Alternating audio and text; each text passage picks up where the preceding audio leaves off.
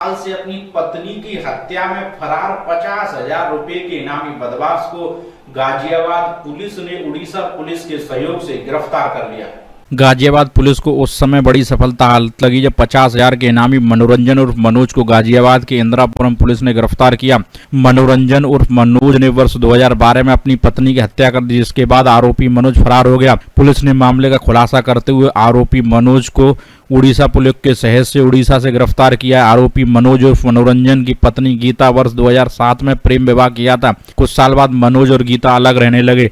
पति से अलग रहकर गीता घरेलू मेड का काम करने लगी। 29 अक्टूबर 2012 को जब गीता थाना इंदिरापुरम क्षेत्र में वसुंधरा इलाके में घर में काम कर वापस जा रही थी, तभी रास्ते में मनोज ने अपनी पत्नी गीता को गोली मार दी। उसकी हत्या कर मौके से फरार हो गया, जिसके संबंध में मृतक गीता के भाई मनोज ने मुकदमा दर्ज कराया, लेकिन मनोज मौके से फरार होने के बाद पुलिस के हत्थे नहीं चढ़ा। हालांकि पुलिस ने इस दौरान NBW भी जारी किए, कुर्की के आदेश भी दिए, बावजूद उसके मनोज गिरफ्त से दूर था। लेकिन आखिरकार पुलिस ने मुखबिर की सूचना पर मनोज को उड़ीसा से उसके घर से गिरफ्तार कर लिया है। सुधाकर सिंह, गाजियाबाद, समाचार 24। पहले मामला जानना चाहेंगे, क्या ये पूरा मामला है? पुलिस उप महानिरीक्षक महोदय द्वारा अपराधियों की धरपकड़ अभियान के तहत इंदिरापुरम पुलिस के द्वारा पिछले 10 साल से फरार इनामिया अपराधी मनोरंजन उर्फ मनोज को गिरफ्तार किया गया है, जो 10 साल पहले अपनी पत्नी की हत्या करके फरार था। हत्या किस तरह से हत्या की थी, क्या हुआ था? 2007 में इसने गीता यादव, जो उसके कलर लैब में काम करती थी, उसके साथ प्रेम विवाह किया था। 2010 से इसकी पत्नी से इसका अनबन रहने लगा। पत्नी इससे अलग रह के मेड का काम करती थी।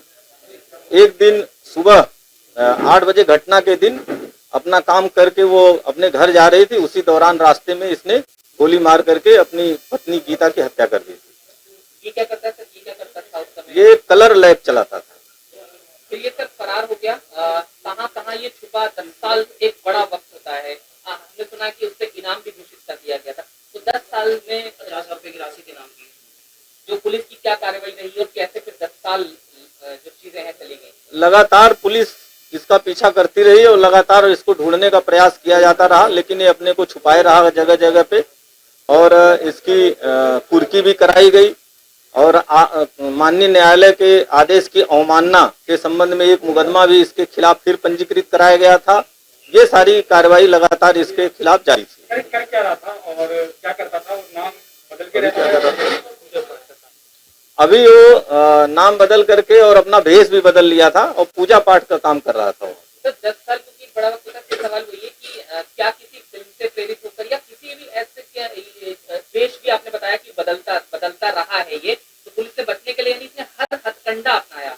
हो सकता है कि इसे ये भी लगता होगा कि हर आहट होती है तो शायद पुलिस आ रही, तो एक तरह से कहें कि खौफ के 10 साल में ये जी रहा था, शायद वियोग भी रहा होगा पत्नी की हत्या का। तो ये टोटल एक बार थोड़ा सा आपके शब्दों में जानना चाहेंगे कि 10 साल आपकी जो जानकारी होगी 10 साल कैसे इसके पीछे क्या? बिल्कुल, अपराधी है तो अपराध करने के बाद अपराधी हमेशा खौफ में ही रहता होगा, और ये भी मैं समझ रहा हूँ उसकी खौफ के दायरे में ही होगा, और इसी वजह से अपने को लगातार छुपा रहा था और जगह जगह अपना अड्डा निवास स्थान चेंज कर रहा था और अपना वेश भी लगातार बदल रहा था। बहुत एक इम्पोर्टेंट बात इसमें ये है कि जानकारी ये है कि बेहद मामूली बात पर शायद इसकी पत्नी से उस वक्त में लड़ाई हुई थी। तो थोड़ा कारण कुछ क्या पता लग पाया कि किस वजह से लड़ाई हुई थी? क्योंकि प्रेम विवाह और फिर लड़ाई, यानी कि मतलब बेहद अभी जनरल पारिवारिक झगड़े हैं, इन लोगों का एडजस्टमेंट नहीं हो पाया, इस वजह से दोनों अलग रहने लगे, यही कारण होगा।